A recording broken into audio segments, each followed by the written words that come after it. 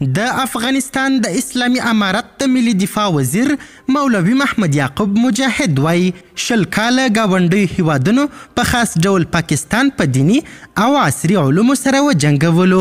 هغه همدارنګه په خپله دغه تازه وینا کې ویلي چې نور بس دی، نور باید د پردیو په پوچو تبلیغاتو ونه غولیږو.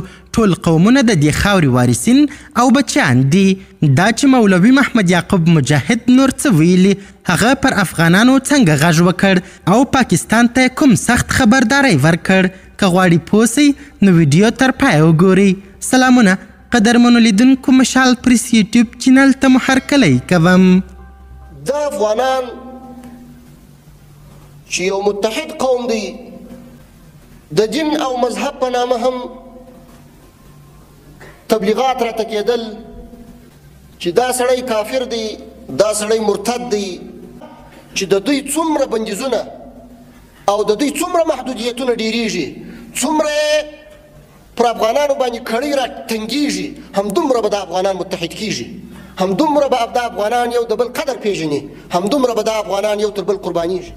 د افغانستان د اسلامي امارت د ملي دفاع وزیر مولوي محمد یعقوب مجاهد د اسلامي نظام او ملي استحکام غونډه کې ویلي افغانان نور له جنگ جګړو ستړي سوي. سیاسي فشارونه به یوازې دا چې حکومت کمزوری نه کړي بلکې ولس او حکومت به نور هم سره نږدې کړي. مولوي محمد یعقوب مجاهد په دې غونډه کې زیاته کړې په اسلامي نظام کې د قومونو ترمنځ تفرقه نسته بلکې قوم د پیژندګلوۍ وسیله ده او په دې خاوره کې میشت قومونه ټول د دې خاورې وارثین او بچیان دي.